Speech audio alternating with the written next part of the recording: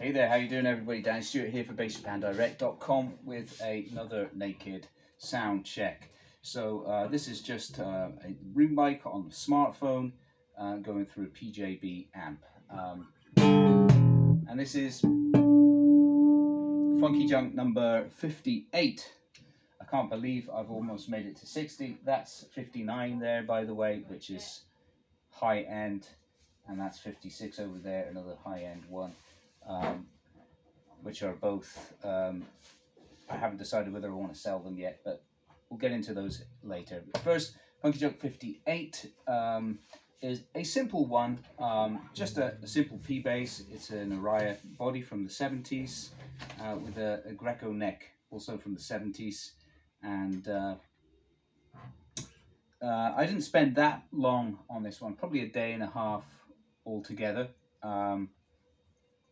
I covered the pick guard with ash laminate or veneer, as it's called in some parts of the world, and then this is split to match the pickup covers as well, which is that's like a flame chestnut. So I mean, it looks nice, you know. It looks like a kind of boutique instrument. And of course that's all hand done in my little workshop here. So again, it's a Funky Junk. It's not perfect.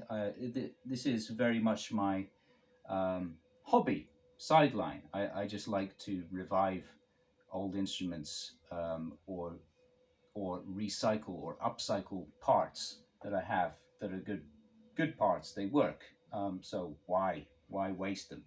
So yeah, but because I didn't spend that long on it, and it's pretty basic in terms of finish, I didn't really do anything.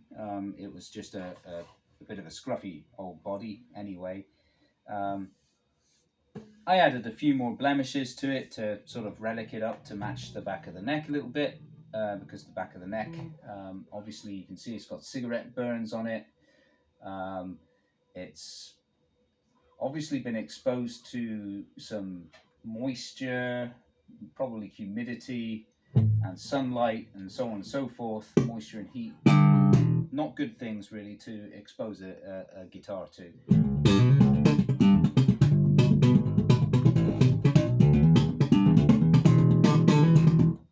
But it plays pretty nicely. It needed refretting, long story short.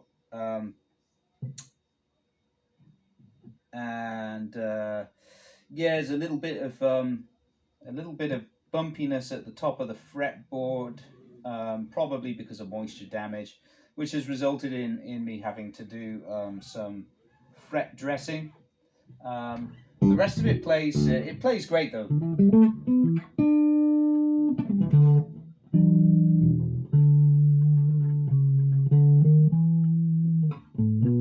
This is a standard action, which is 2 millimeters at the 12th fret.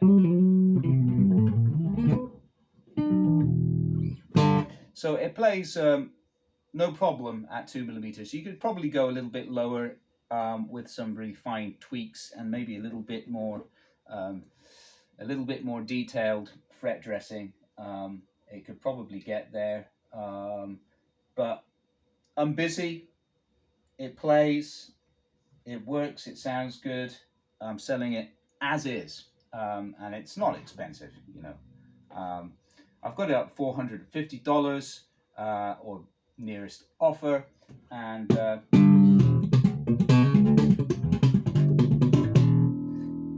so it's got a series parallel switch, which is hooked up to the ESP pickups, ESP split coils.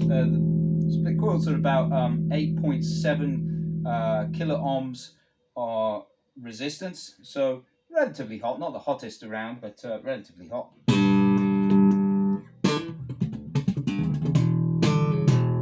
So that's parallel series.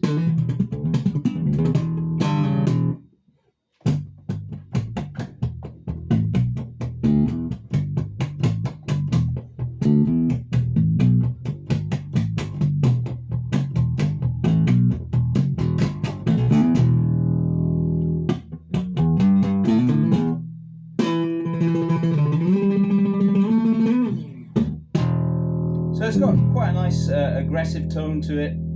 Take the tone right down.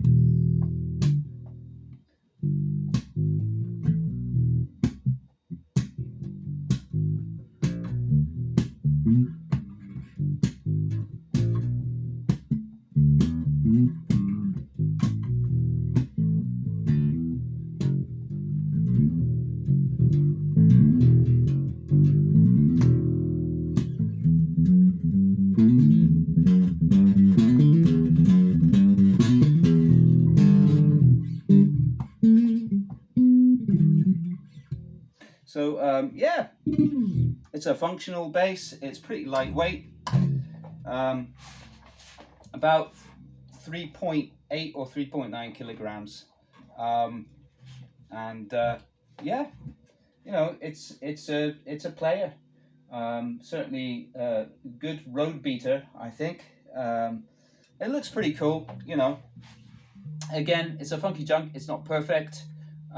It's not intended to be perfect. It is just intended to recycle parts that are good enough to use and make a functional instrument from. So there you go. I hope you guys are interested and this can be given a new home. So now let's move on to talk about the other basses which I have here. These are two 5-string high-end funky junks with high-end hardware, and these are outlet necks that I get from a maker here in Japan. They're outlet because they have small mistakes on them. I think one of them has a blemish in the back of the neck, or something like this. Has a blemish in the binding. Apart from that, though, these are on the level with you know, high-end builds like Atelier Z and things like that. So they are absolutely gorgeous necks, and these both play like a dream. They sound very different to each other though, but I'll be getting into that more in other videos.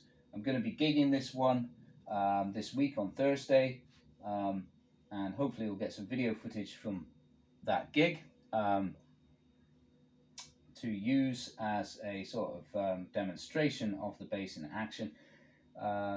And they're going to be in a different price bracket altogether because I put a lot more work into those, many hours, days and days, probably at least a week on each instrument, I think. So yeah, price wise it's going to be a lot higher, at least 3 times higher than this. So, you know, there you go, you get what you pay for basically with a funky junk. So I think that'll do it for now. Cheers again for watching, and don't forget to like and subscribe, like the video and subscribe to my channel. It helps me in the algorithm. And I appreciate all your support as always. I'll see you for the next one. Take care.